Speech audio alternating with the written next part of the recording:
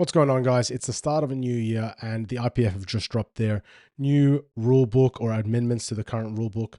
Disappointingly, there's been no statement, no public discussion or public announcement of these rule changes. It's kind of been a bit of a soft launch.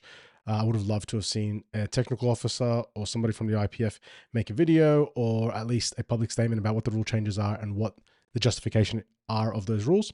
Nevertheless, I thought I would bring those changes to you and share a bit of perspective from a powerlifting coach that's been involved in IPF powerlifting for 13 years.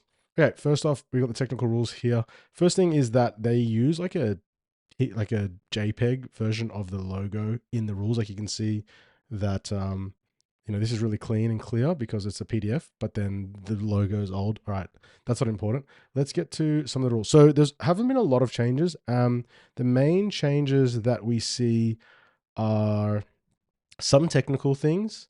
Like, for example, here, each lifter must receive a participation medal at a meet at Worlds. Okay, sure. Change to when the body weights have to be confirmed before a Worlds. But those don't really affect the average powerlifter. And as a average powerlifter, like myself, you want to know what are the things that are going to affect me? What are things going to change? So fortunately, in the rulebook, all the rule changes are highlighted in red, and so they're really easy to find. Okay, there's a comment here, failure to lock the arms before the start command, which feels pretty obvious, and that's not really a major change, I suppose.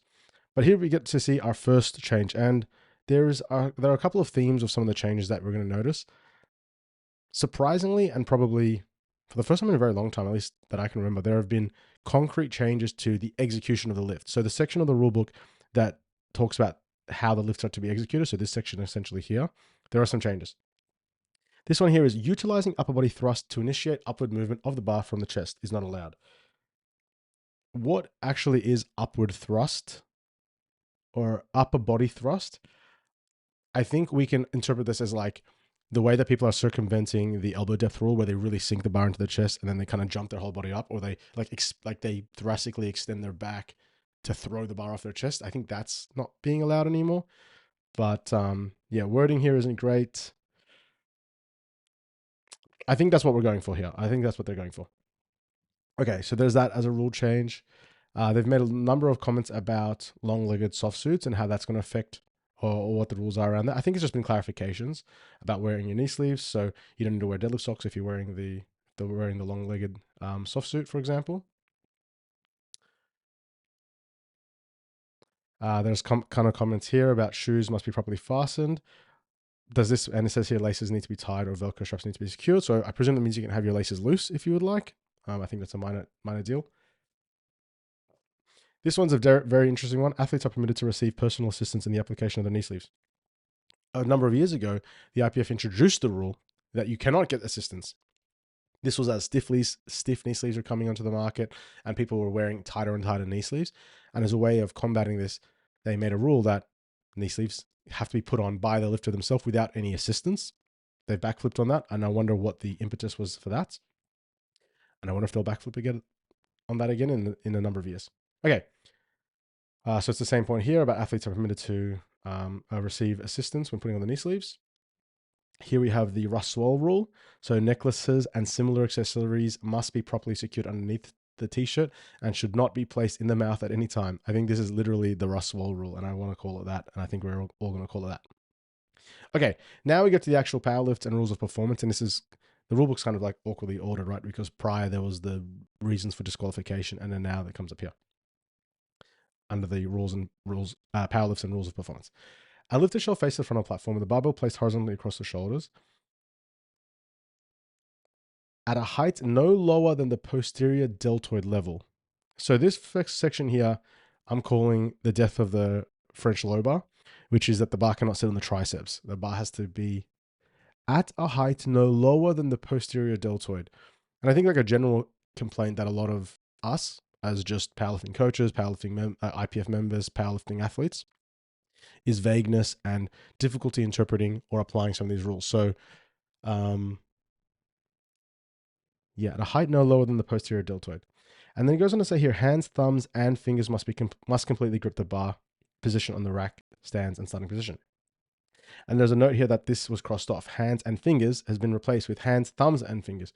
And so my initial interpretation of this rule was that you can't do thumbless on squats, which is concerning for me because I do thumbless grip on squats. So this is how I initially read this. Hands, thumbs, and fingers must completely grip the bar. But then later on, they do say on the bench press here, thumbs and fingers must completely grip the bar position in the rack stance with a thumb around the grip. So on the bench press section, they explicitly say with a thumb around the grip, and they don't say that here on the squat section of the rules. So this kind of leads me to believe that you can still do thumbless as long as your thumb is in contact with the bar. Hands, thumbs, and fingers must completely grip the bar. But then I suppose if they just wanted the thumbs to be in contact with the bar, wouldn't they just say that? Like, wouldn't you just say the thumbs must be in contact with the bar instead of this vague hands, thumbs, and fingers must completely grip the bar? And what does it mean to grip? Do you have to actively like squeeze, the bar? Or does it have to be around the bar? But again, if it was around the bar, they would have used the same language that they use on the bench press section down here. Y'all can see that, yeah? Let's do a zoom. Where it says with a thumb around the grip. With a thumb around grip. I think that's an adjective. Okay, so depth of the French low bar and thumb has to be in contact with the bar. Again, open to interpretation. I will be curious to see how this gets interpreted by different referees, or if there is a clarification statement by the IPF, which I would love to see. Okay. The lifter is not allowed to walk out through the front of the rack after completion of lift. So once you've re-racked the bar, you can't walk under the bar. And then another comment is made on the deadlift. I'm just going to jump ahead and I'm going to jump back, where you cannot step over the bar on the deadlift. So it says, on completion of the lift, here. Once the bar has been lowered again on the platform, the lifter is not allowed to step away over the bar toward the front of the platform. So you basically can't step over the bar on deadlifts once you're done, and you can't step under the bar on squats once you're done. And I'm calling this the no fun rule. You're basically not allowed to have fun. I think when I think of stepping over the bar and stepping under the bar for deadlifts and squats respectively, I basically think of those epic celebrations that you see at Sheffield, like the RussSwoles or the Gavin Aidens or the whoever it is that's just like super hyped, runs towards a crowd, does a salute, does a chest pump, whatever it might be. And that's basically not allowed anymore. There's also a rule which we're going to come across later that says that the lifter has to leave the platform immediately and in an orderly fashion, which means they cannot discard their belt. Basically can't throw your belt on this little platform, and you can't carry on. And I had a friend refer to this as they're basically trying to make powerlifting into weightlifting. Weightlifting, if you've ever been to weightlifting, it's very like prim and proper and so elegant and so perfect. And I think one thing that we love about powerlifting is that it's a little bit rough around the edges. There's all this emotion. It's freaking hype as. And yeah, you're not allowed to have fun anymore. So the fun police are in town. Okay, let's move through some of these rules. Okay, we already talked about bench press rules, didn't we? Yep. Okay, let's move along. This is all normal stuff that's there before. Okay, utilizing upper body thrust. We spoke about that before as a cause for disqualification in the bench press. And then deadlift here. On completion of the lift, the knees shall be locked in a straight position. All right. The front bundle of the deltoid muscle should be placed behind the imaginary projection of the bar.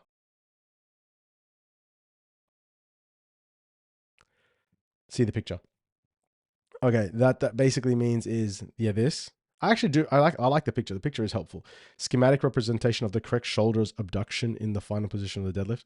I don't know who wrote this, but that ain't it. That's not how you use that word.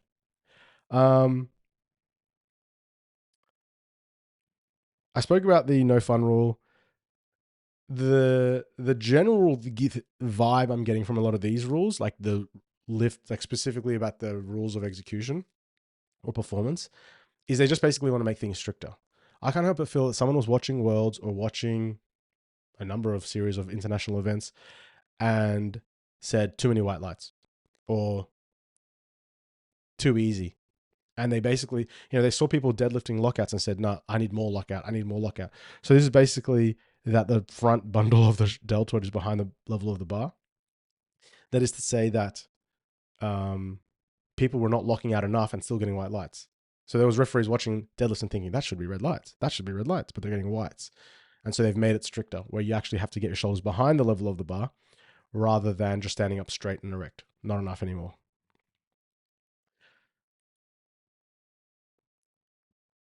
yeah, that's going to be tough to adjudicate, I think.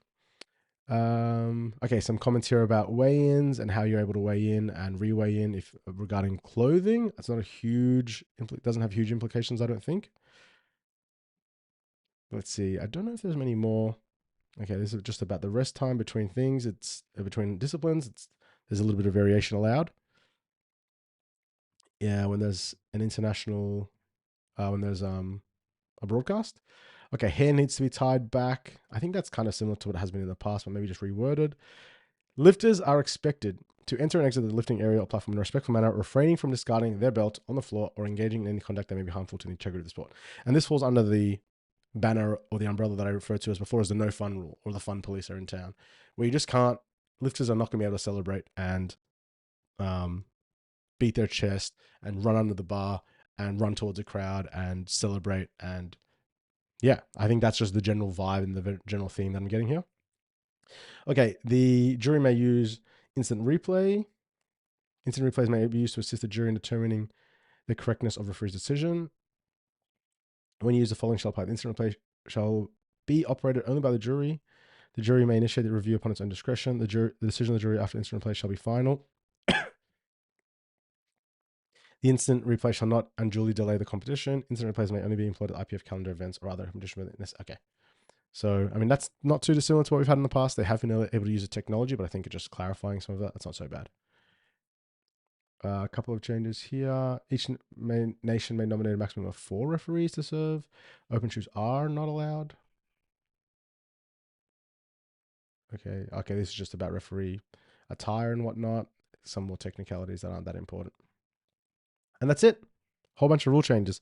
I think there will obviously be some confusion and there is some openness to interpretation of some of these rules. And I think the general powerlifting community is going to be still somewhat confused. I can see what the IPF are going for. Like I said, trying to make things more professional and less boisterous and less loud, I suppose.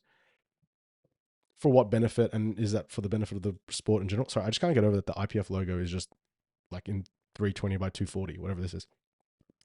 I think the big question that I have as, again, a powerlifting coach and athlete is, what are the consequences for breaking these rules? So, for example, a lifter does a deadlift, the bar hits the ground, it's 3 white light, like they look over at the lights, it's 3 white lights, then they step over the bar towards a crowd.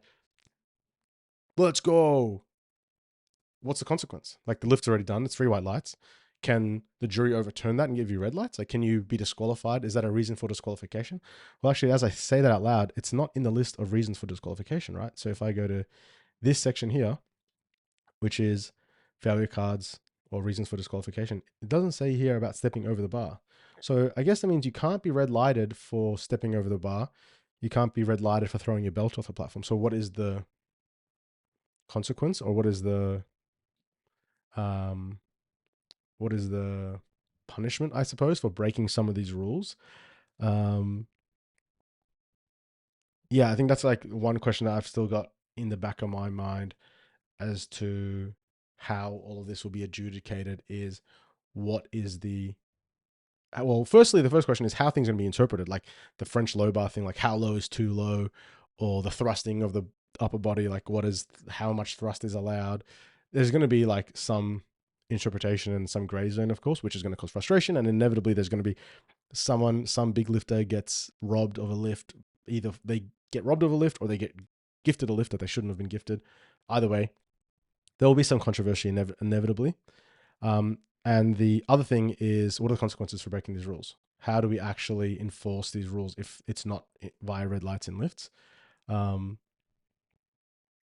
Like necklaces in the mouth. Like if a lifter unracks the bar on squats and the necklace is in the mouth, does the referees tell the lifter to replace the bar and say no necklace in mouth?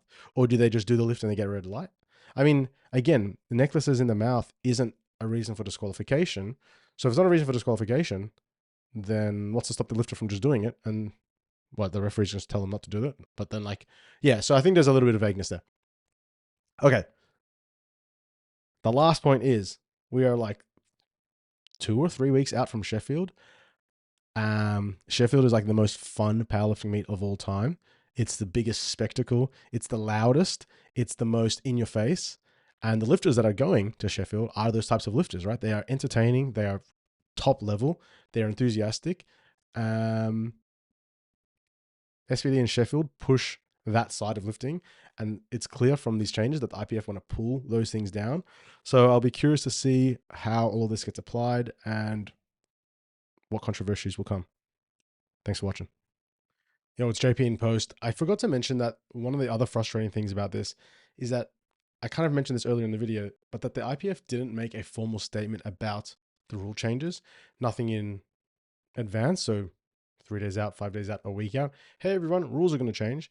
They haven't made anything yet as of Friday, the 2nd of January. And these got posted yesterday. I would love to see a formal statement, clarifications, a video even by someone on the technical committee announcing the rule changes, emails or comms going out to the national federations and then onto the actual referees. Because the only way that I know that these rule changes have come about is through social media, through gossip, through sharing links, rather than formal channels. And there are huge numbers of actual referees in the IPF, or at least in the national bodies, that do not live on social media, that do not have social media channels. And so how are they going to know about these rule changes? Like, there is no formal trickle down communication system. There is no formal announcements. And I think that's one of the most frustrating parts about all of this, as well as the vagueness of the rules and how are they all going to get applied. But yeah, I just wish there was an actual system for us to have discovered these rules rather than what I've referred to as a soft launch. They've kind of just like updated the website and like haven't said anything and just waited for people to notice. So yeah, no good.